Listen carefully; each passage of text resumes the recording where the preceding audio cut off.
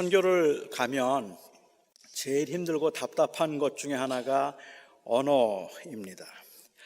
아주 반가운 사람이고 몇 년 동안 만났던 사람인데도 불구하고 안부조차 제대로 물을 수 없다는 것이 참 안타깝기도 한데, 그것보다 저에게 또 하나 안타까운 것이 있다면 제가 강의를 하면서 철저하게 통역자에게 의존해야 한다는 것도 답답합니다. 그나마 청중 가운데 양쪽 언어를 다 할 수 있는 사람이 있다면 모르지만 양쪽 언어를 아는 사람이 한 명도 없는 경우에는 그 사람이 무슨 말을 하는지 전혀 모르고 있는 저로서는 참 대단한 믿음으로 저의 지식과 인격을 그 통역자에게 맡기는 셈이 되는 겁니다. 이 통역자가 무슨 말을 하는지 아무도 알지 못하고 또 듣는 사람들은 모두가 다 제가 그렇게 말했다고 생각할 때니까 그렇습니다.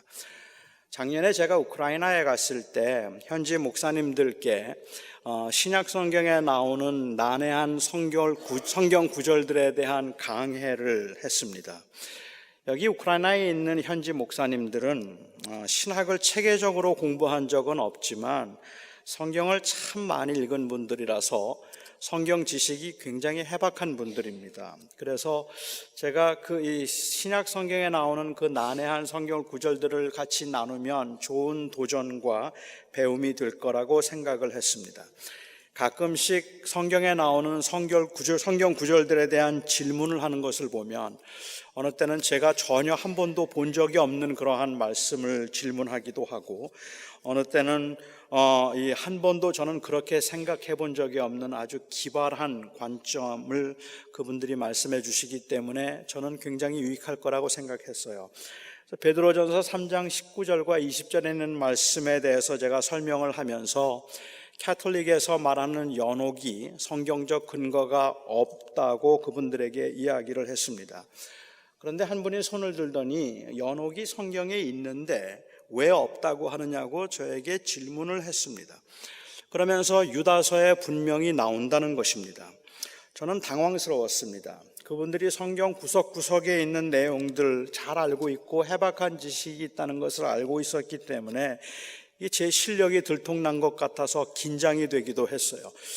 유다서를 그렇게 자주 읽는 성경은 아니니까 아무리 생각해도 유다서에서 비슷한 내용도 읽은 기억이 없어서 혹시 제가 몰랐던 구절들을 이분들이 알고 있는 건 아닐까 싶은 생각이 들고 확신이 없으니까 좀 버벅거리면서 연옥이 왜 없어야 되는가에 대한 설명을 열심히 하려고 하는데, 다른 분들까지 전부 다 합세해서 연옥이 있다고, 성경이 틀림없이 연옥이 있다고 하는 것입니다. 뭔가 좀 이상하다는 생각이 들었습니다. 근데 마침 그곳에는 이 한국말을 할 줄 아는 고려인이 한 분이 그 자리에 마침 계셔서 문제를 해결해 주셨습니다. 제가 연옥이라고 했는데 이 통역하는 분은 연옥이 뭔지를 모르셨던 거예요. 그래서 에녹으로 들었습니다. 이분은 경상도 분도 아닌데 연옥을 왜 에녹이라고 들었는지 잘 모르겠어요. 그래서 그분은 성경에 에녹이 있다고 그렇게 이야기를 하니까요, 유다서에 틀림없이 에녹이 나오죠. 그래서 한번 난처했던 적이 있었습니다. 언어가 아주 달라서 소통이 안 되고 오해가 발생하는 것, 그건 충분히 이해될 수 있는 일입니다. 그런데 같은 언어를 사용하고 있는데도 불구하고 소통이 안 될 때도 있습니다. 마치 전혀 다른 언어를 사용하는 것처럼 말이 통하지 않아서 답답한 경우들을 여러분도 경험했을 것이라고 생각해요. 저는 결혼을 하려고 하는 그 부부들에게 이 프리메리럴 카운슬링을 하면서 종종 해주는 말이, 두 사람이 그동안 살아오면서 사용했던 언어가 다르기 때문에 상대방의 언어를 배울 수 있어야, 그래야 소통이 될 수 있을 것이라는 것을 강조합니다.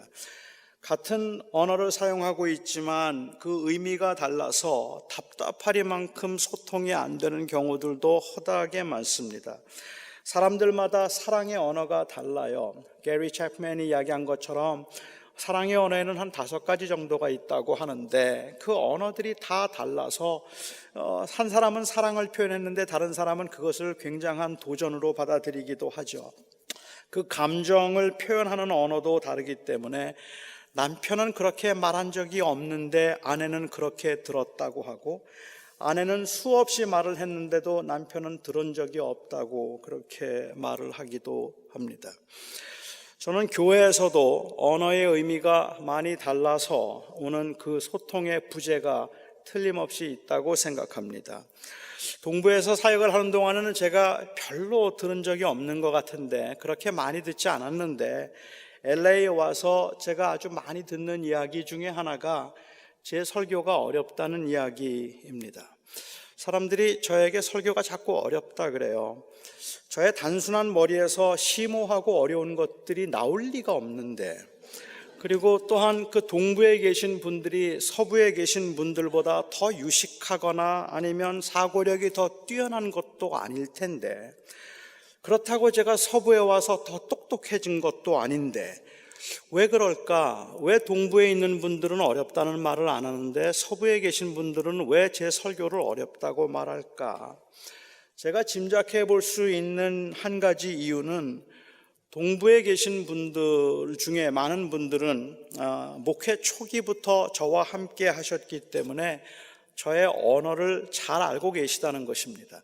제 언어가 어떻게 발전했는가, 교회에서 사용하는 용어들의 의미와 개념에 대해서 조금 더 이해가 빠르지 않을까 하는 생각을 합니다. 예를 들면 사람들이 믿음이라는 단어를 사용할 때 이 단어는 여러 가지 의미가 있습니다. 어떤 사실에 동의할 때에도 믿는다고 말하고, 어떤 일에 확신이 있을 때에도 믿는다라고 말하고, 누구를 신뢰할 때도 믿는다라고 말을 합니다. 그러니까 누가 나는 하나님을 믿습니다 라고 그렇게 말을 한다면 그 말은 하나님이 존재한다는 사실에, 존재한다는 주장에 동의한다는 의미일 수도 있고, 하나님께서 내가 원하는 것을 반드시 이루어 주실 것이라는 확신인 경우도 있을 것이고, 또한 하나님을 신뢰해서 하나님께 다 맡기겠다는 의미일 수도 있습니다. 그래서 믿음이라는 말을, 하나님을 믿습니다라는 말을 나의 원함을 반드시 이루어 주실 것이라는 확신으로 이해를 하는 사람들은 이 믿음이 다른 의미로 사용되거나 다른 개념으로 설명될 때 혼란이 오기도 합니다. 교회에서 많이 부르는 찬양 중에 주의 말씀 의지하여 깊은 곳에 그물 던져 믿는 자에게 능치 못함이 전혀 없네, 능치 못함 없네 라는 찬양이 있습니다. 사실 저는 이 찬양을 오랫동안 부르지 않았습니다. 크게 거부감이 있는 건 아니지만, 그런데 이 찬송을 부를 때마다 조심스럽기는 합니다. 믿는 자에게 능치 못함이 없다.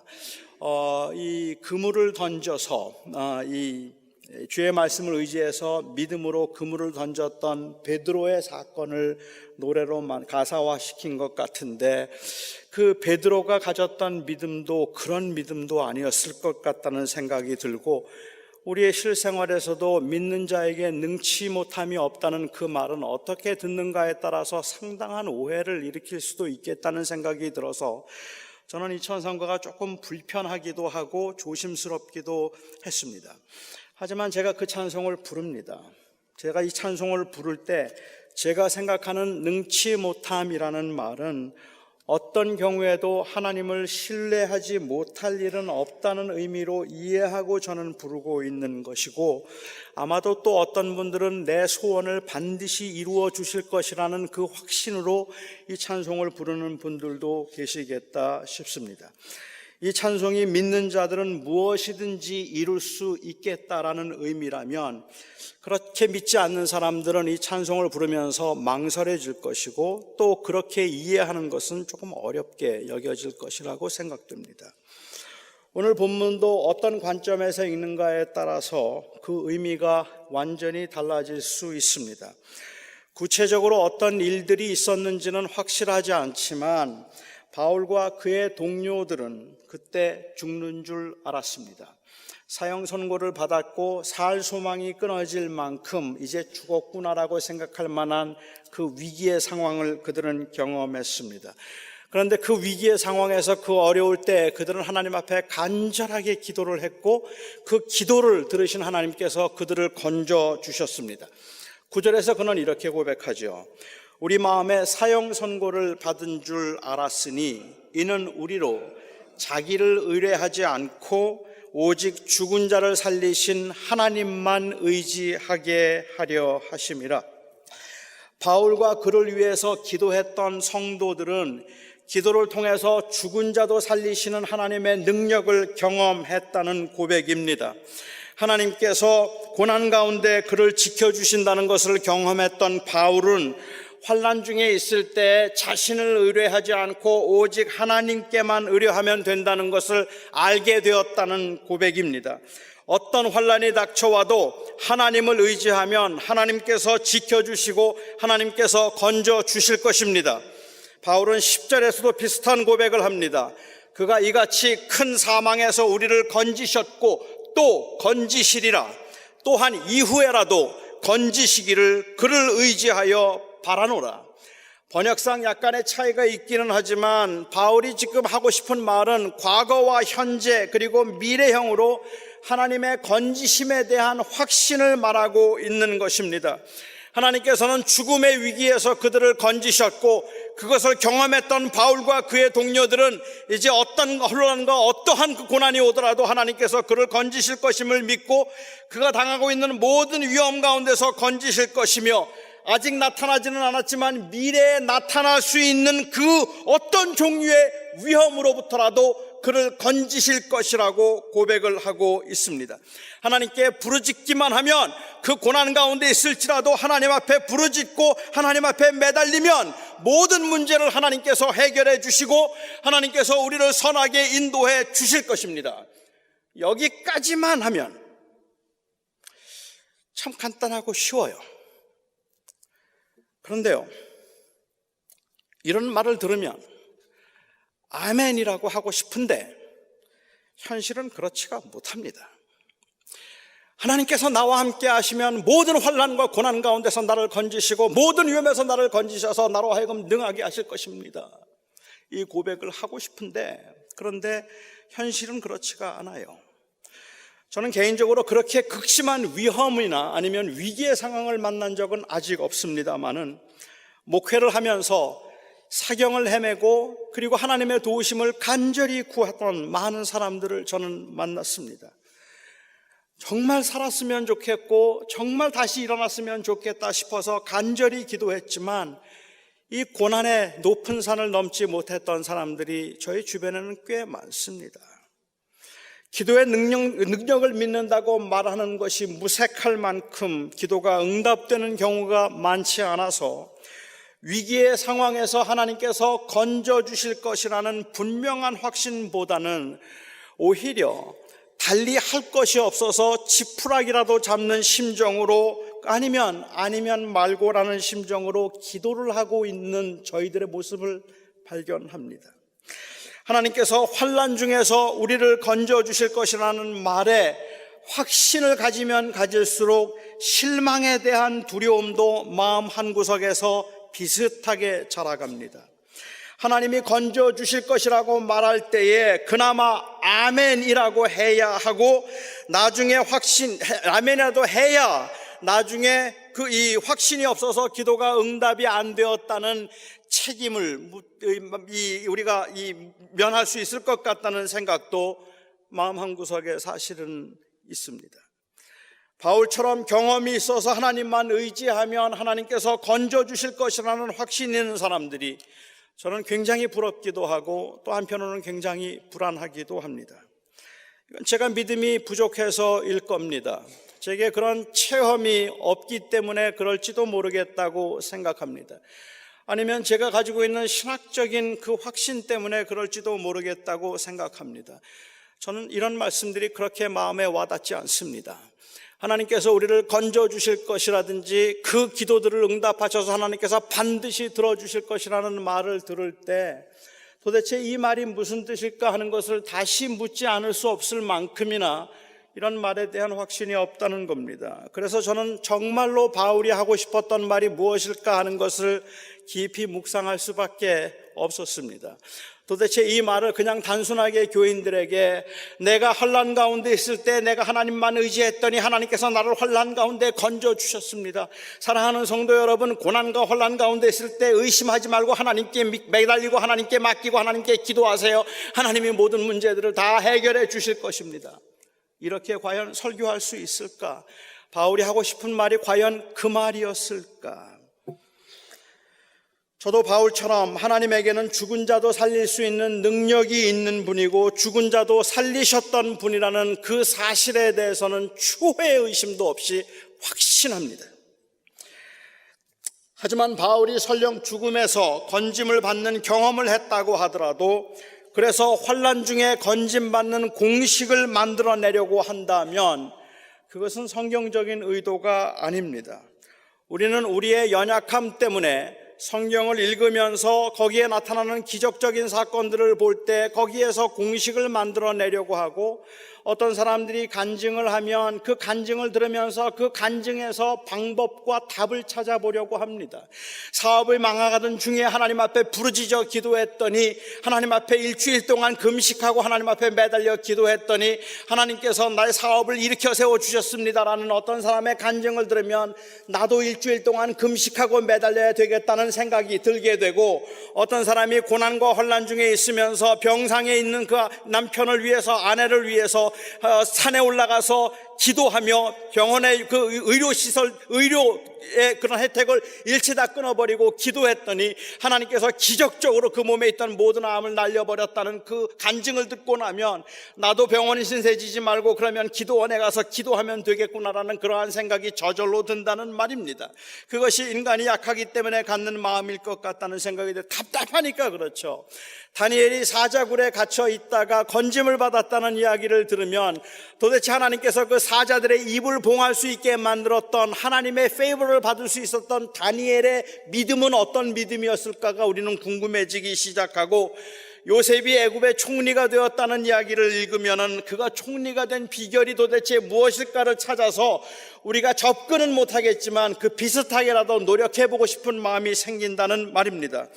대부분의 이런 사건들은 단회적인 사건이기 때문에 특별한 공식을 찾을 수 있는 것이 아니라는 것도 문제이지만 총리가 된 것, 위험에서 건짐을 받은 것, 사자굴 속에서 살아난 것, 그것들이 과연 다니엘과 요셉이 의도하고 있었던 최종적이고 궁극적인 목적이었는가 하는 것도 문제가 됩니다. 저는 바울이 그가 어떻게 살아났는지 그 비결을 오늘 본문에서 말하고 있는 건 아니라고 생각합니다. 제가 확신하기에는 바울이 그의 사역을 감당하면서 기대했던 것은 단순히 죽지 않는 것도 아니고 고난을 당하거나 핍박을 당하지 않는 것도 아니었기 때문에 그렇습니다. 바울이 지금 하고 있는 이 고백은 단순히 과거에 그를 위험에서 건지신 주님이 현재의 위험에서도 건지실 것이고 그때 내가 어떻게 그 환난과 고난을 이기는가 하는 방법을 배웠기 때문에 지금 내가 당하는 고난과 환난 그리고 앞으로 당하게 될 환난과 고난에서도 어떻게 그 고난을 이기게 되는지 나는 그 비결을 배웠다는 이야기를 하고 있다는 것이 아니라는 말입니다. 만일 그랬더라면 그런 정말로 불쌍한 사람입니다. 학자들은 바울이 고린도 후서를 기록했을 때가 주후 57년경이었을 것이라고 짐작들을 합니다. 그리고 바울이 네로의 칼에 의해서 그 목이 잘려서 죽임을 당하게 된 것은 아마도 65년이나 66년경이었을 것이라고 짐작을 하지요. 그러니까 결국은 바울은 지금 이 말을 하고 하나님께서 나를 환난 가운데 건지셨고 지금 현재의 환난에서도 건지실 것이며 미래에도 하나님께서 나를 건져주실 것입니다라는 말을 하고 10년 더 산 셈입니다. 그런데 그 10년 동안의 삶은 고난의 연속이었습니다. 이 편지 이후에도 그는 가이사랴 감옥에 갇혔고 로마 감옥에 갇혔었고 죽을 뻔한 고비도 그 이후에도 여러 번 넘겼습니다. 그럴 때마다 하나님의 은혜로 건짐을 받았다 하더라도 네로의 칼은 피할 수가 없었습니다. 그리고 결국 네로에 의해서 그의 목이 잘리고 죽임을 당하게 되었습니다. 어쩌다가 몇 번 환난을 이긴 것 가지고 지나치게 확신을 가지고 그러니까 하나님이 모든 사망의 권세에서 나를 이기게 하실 것이라고 확신했다면 결국 이 고백은 무능할 수밖에 없는 신앙인의 자기 최면에 불과할 뿐입니다. 저는 바울이 말하고 있는 이 확신을 역설적인 확신이라고 부르고 싶습니다. Paradoxical confidence라는 제가 그냥 만든 표현입니다. 확신이 있으면 있는 거지 무슨 거기에 역설적으로 있으면 있는 거고 없으면 없는 거지 무슨 역설적 확신이라는 이런 애매한 말을 쓰는가라고 여러분들이 생각하실런지도 모르겠습니다. 그러나 바울의 확신에는 그렇게 하지 않으실지라도 인정하고 순종하겠다는 믿음이 저변에 깔려 있기 때문에 이것이 역설적인 확신이라는 말입니다. 그런데 우리가 생각하고 있는 일반적인 확신에 대한 개념과 이해에서는 그리 아니하실지라도 라는 말이 들어가면 그건 확신이 아니에요. 그렇잖아요. 그리 아니하실지라도가 아니라 무조건 하나님께서 반드시 해줄 것입니다라고 하는데 추호의 의심도 없어야 확신일 텐데, 그런데 제가 이것을 역설적 확신이라고 부르는 것은 우리가 가지고 있는 믿음은 반드시 그렇게 될 것이라는 것을 의미하는 건 아니기 때문입니다. 가장 대표적인 예가 사드락과 메삭과 아벳느고일 겁니다. 그들은 자기들을 용광로에 집어넣으라는 바벨론 왕 앞에서 이렇게 고백하죠. 왕이여, 우리가 섬기는 하나님이 계시다면 우리를 맹렬히 타는 풀물불 가운데서 능히 건져내시겠고 왕의 손에서도 건져내시리이다. 그러나 그렇게 하지 아니하실지라도 왕이여, 우리가 왕의 신들을 섬기지도 아니하고 왕이 세우신 금신상에게 절하지도 아니할 줄을 아옵소서. 하나님께서 건져주실 것이라고 확신했다면 나중말은 하지 않아도 되는 거 아닙니까? 그냥 그들의 신앙을 과시하기 위한 것이 아니라면 하나님은 틀림없이 나를 이 불 가운데서 건져주실 것입니다. 당신이 나를 죽이려고 한다 할지라도 하나님 당신을 막으셔서 하나님은 절대로 나를 죽지 않게 하실 것입니다. period. 말하면 되는 겁니다. 그게 확신일 겁니다. 절대로 죽지 않을 것이라고 확신했다면 오히려 담대하게 당시에 다른 신을 섬기라고 하는 느부갓네살 왕을 엄하게 책망하고 그리고 남은 유대인들의 신앙의 자유를 취할 수 있도록 더욱 담대하게 그가 맞설 수도 있지 않았겠습니까? 그런데 그들은 죽을 수도 있다고 생각했어요. 하나님께서 그를 건지시겠거니와 그리 아니하신다 할지라도, 그렇지 않은 일이 발생한다 할지라도 나는 그 하나님을 여전히 의지할 것입니다라는 고백입니다. 그럼에도 그들이 하나님이 그들을 살리실 것이라고 확신했다면 이건 단순히 죽지 않고 살아남에 대한 확신만이 아니라 그 하나님께서 환난 가운데 함께 하실 것이라는 사실에 대한 확신이 있었던 것이고, 하나님이 무엇을 가장 기뻐하시는지 알고 있다는 그 사실에 대한 확신이었지, 내가 환난을 피하는 방법을 알고 있다는 말은 아니었다는 말입니다. 저는 비록 그들의 원함과 기대대로 되지 않았더라도 하나님께서 선하게 인도하실 것이라는 그 인정과 순종에서 비롯된 확신이 이들의 확신이었다고 생각하는데, 오늘 바울의 말에서 느낄 수 있는 확신도 바로 이런 확신이었습니다. 그가 복음의 사역을 감당하면서 원하고 기대했던 것은 죽지 않는 게 아닙니다. 핍박을 당하지 않는 것도 아닙니다. 그의 관심은 죽었다가 다시 살아났다는 사실에 있는 것이 아니라 죽은 자를 살리신 하나님께 있었습니다. 그가 죽었다가 살아날 뻔한 사건을 통해서 확실한 것은 하나님이 그들과 함께 하신다는 것이었습니다. 그런데 우리는 하나님의 능력을 체험하고 난 후에 그 체험 때문에 하나님을 놓치는 경우가 허다하게 많습니다. 하나님께서 우리를 도와주시고 건져주시면 하나님이 우리를 건져주셨다는 그 사실에 대한 흥분 때문에 내가 건짐을 받았다는 사실을 강조하고 부각하면서 나를 건지신 하나님을 놓치는 경우들이 굉장히 많다는 거죠. 이렇게 예를 들어서 한번 말씀을 드려볼게요. 제가 두 가지 경우를 말씀을 드릴 텐데 이 두 가지 경우에 차이가 있는지 한번 생각해 보시기 바랍니다. 어떤 사람이 사업이 굉장히 어려웠습니다. 너무 힘들 때 오늘 본문에 나오는 바울의 말을 기억했습니다. 그래서 그는 전적으로 하나님만 의지하면서 간절하게 기도했습니다. 그렇게 간절하게 기도했는데 정말 기적적으로 길이 열려서 다시 일어설 수 있게 되었습니다. 그래서 그는 이렇게 고백합니다. 하나님, 제가 하나님의 능력을 경험했습니다.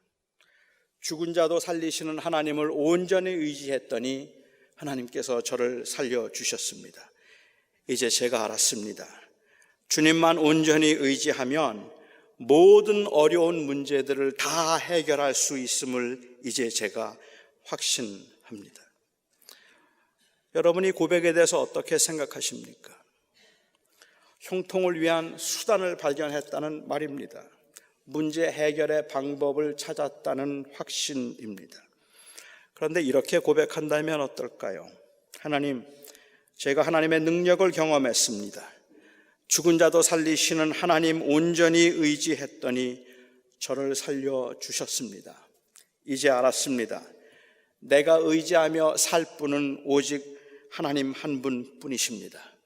이제는 어떤 경우에도 하나님만 의지합니다. 그는 그 체험을 통해서 하나님이 그를 살리셨기에 하나님만 의지하겠다는 것을 알았다는 사실과 한 체험을 통해서 이제 내가 문제 해결의 방법을 알았다는 말은 아주 다른 말입니다. 분명한 차이가 있습니다. 저는 투박한 표현이기는 하지만 이 첫 번째 확신을 문제 해결의 확신이라고 부르고 싶습니다. 그래서 우리가 하나님께서 반드시 해결해 주실 것이라고 확신하는 문제 해결의 확신은 제가 이해하기에는 너무 무모한 확신입니다. 그래서 이 확신을 무모한 확신이라고 또 달리 부를 수도 있겠어요. 그리고 두 번째 확신을 하나님에 대한 확신, 제가 오늘 사용하고 있는 역설적 확신이라고 부르고 싶습니다. 죽은 자를 살리시는 하나님, the raiser of the dead, God, the raiser of the dead. 그 하나님이 나와 함께 하심을 알기 때문에 나는 절대로 죽지 않을 것이라고 확신하는 것이 아니라 하나님께서 나를 절대로 버리지 아니하셔서 하나님의 선하신 일을 기어코 나를 통해서 이루실 것이며 죽었다 할지라도 살리시는 하나님이실 것이라는 확신입니다. 하나님은 내 원함대로 다 해주실 것이라는 확신이 아니라 하나님이 나의 원함을 통해서 당신의 선하신 뜻을 기어코 드러내실 것이라는 확신입니다. 저는 같은 맥락에서 마지막 절 11절도 보아야 한다고 생각했습니다. 바울은 이렇게 말합니다. 너희도 우리를 위하여 간구함으로 도우라. 이는 우리가 많은 사람의 기도로 얻은 은사를 인하여 많은 사람도 우리를 위하여 감사하게 하려 함이라. 이 기도도 읽기에 따라서는 굉장히 무모한 확신처럼 들립니다. 자기를 위해서 기도하는 사람들은 하나님이 자기를 돕고 계시다는 것을 볼 수 있어서 틀림없이 감사하게 될 것이라는 말입니다. 저도 이런 확신이 있었으면 좋겠어요. 여러분, 저를 위해서 기도해 주세요. 저를 위해서 기도하는 사람들은 하나님께서 여러분들의 기도를 어떻게 응답하시는지 경험하게 될 것이고 하나님께 감사하게 될 것입니다. 기도하는 사람들은 그 기도의 응답을 분명하게 받게 되어서 하나님께 감사하게 될 것입니다라고 말할 수 있으면 좋겠어요. 그런데 대체로 우리가 기도를 부탁할 때도 우리에게는 그런 확신이 별로 없습니다. 이것은 그 기도가 그렇게 응답되지 않았다는 사실에 대한 이 경험의 부족일 수도 있겠고 믿음의 부족일 수도 있겠지만 저는 이것은 또 다른 하나의 신학적 입장일 수도 있겠다고 생각은 하기는 해요. 그런데 우리는 그렇게 하지 않습니다. 우리는 이렇게 말하죠. 저를 위해 기도해 주세요. 기도해 주시는 것만으로도 힘이 됩니다. 선생님이 저를 위해서 기도해 주시고 집사님, 장로님이 저를 위해서 기도해 주시면 이 문제 해결될 줄 믿습니다. 그렇게 말하는 사람보다 기도해 주세요, 그것밖에 달리 뭐가 있습니까? 혹 하나님께서 선하게 인도하실지도 모르잖아요. 아니면 기도해 주세요, 그냥 누군가 기도하고 있다는 사실만으로도 저는 그냥 든든합니다. 이 정도가 우리가 가질 수 있는 확신입니다. 그런데 바울은 기도한 사람이 틀림없이 하나님께 감사하게 되리라는 확신을 가지고 있었습니다. 그러나 저는 이 확신조차도, 이 기도 응답의 확신도 하나님의 인도하심과 하나님의 함께하심에 대한 확신이지 원하는 대로 될 것이라는 확신은 아닙니다. 제가 아마도 이것이 원하는 대로 될 것이라는 확신이 아니라고 생각하게 만드는 또 다른 중요한 이유가 하나 있다면, 이것을 우리의 소원과 우리의 원함들을 이루는 확신이라고 생각을 한다면, 그래도 비교적 삶이 형통하고 삶에 별 문제가 없는 이곳에 계시는 여러분들의 경우는 하나님을 신뢰하고 의지하는 것조차도 별로 의미가 없어집니다. 아십니까? 내가 하나님을 온전히 신뢰하고 의지한다는 것에 대한 필요성조차도 별로 없다는 말이에요. 하나님을 의지하고 하나님을 붙들어야 될 만한 그러한 사정이 없기 때문에 그래요. 하나님을 의지하고 붙드는 사람들은 가난한 사람들이고 병든 사람들이고 약한 사람들이고 문제가 많은 사람들이지 대체로 평안한데, 하나님을 의지하고 붙든다는 게 그렇게 생명력이 없어 보인다는 말입니다. 그런데 바울이 말하고 있는 건 가난하고 병들고 약하고 그리고 문제 많은 사람들에게 하고 있는 말이 아니라 제자들에게 하고 있는 말인 겁니다.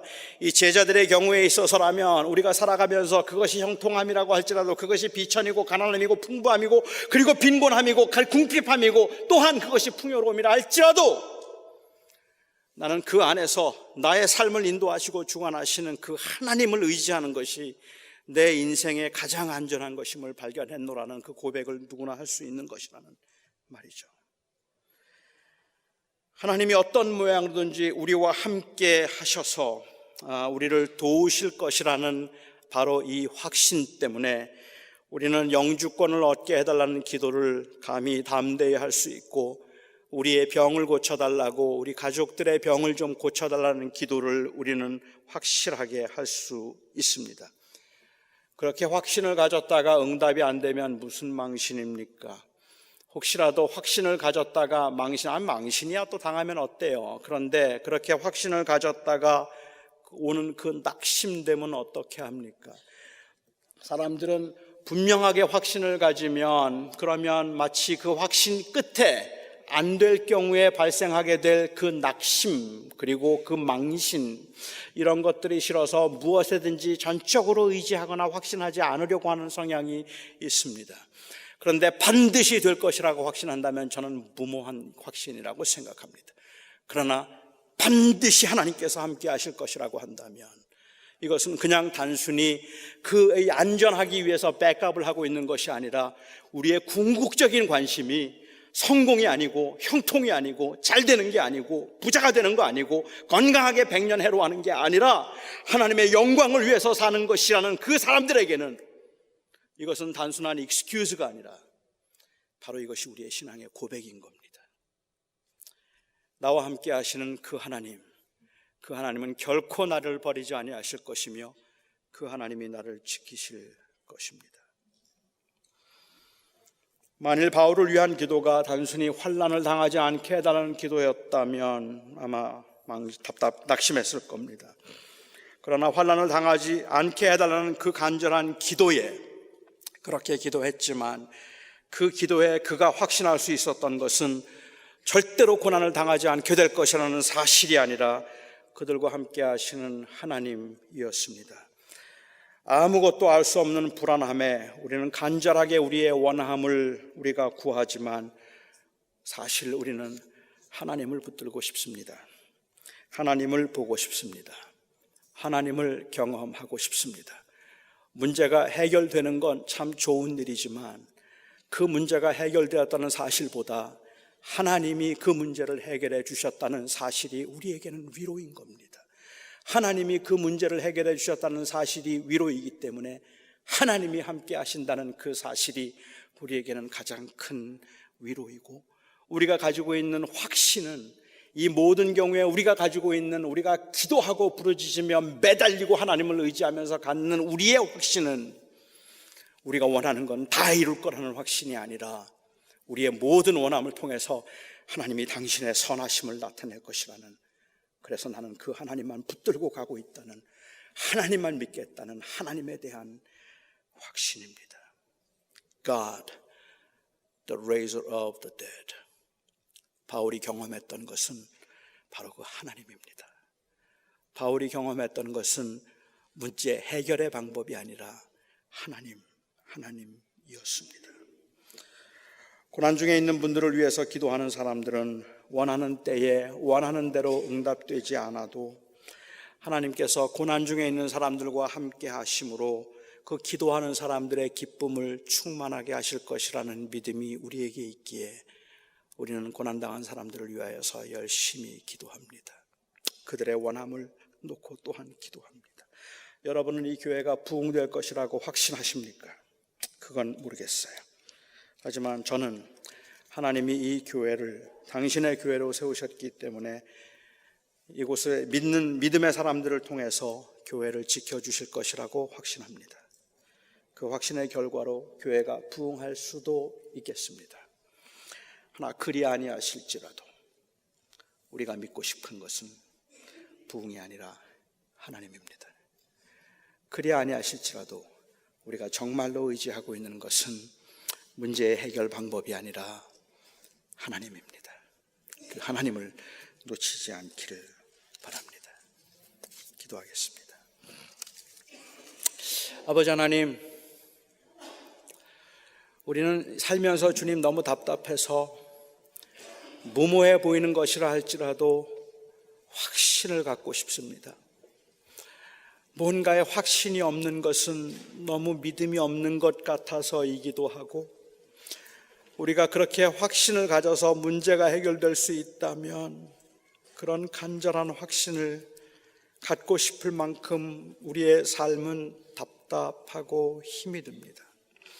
하지만 주님, 부자든 가난한 자이든 병자이든 건강한 자이든 형통한 자이든 모든 게 다 턱턱 막혀서 그 앞이 잘 보이지 않는 사람이든 우리 모두가 다 동일한 마음으로 확신을 가지고 있는 것은 하나님, 오직 한 분뿐입니다. 죽은 자를 살리신 하나님, 우리와 함께 하시며 우리를 지키겠다고 약속하신 그 하나님만 우리의 가장 분명한 확신입니다. 아버지 하나님, 저희들이 살아가면서 문제 해결을 너무 절실하게 원하는 만큼 급하고 그리고 아주 난감한 상황에서도 저희들이 하나님을 놓치지 않게 하여 주시옵소서. 예수님의 이름으로 기도하옵나이다. 아멘.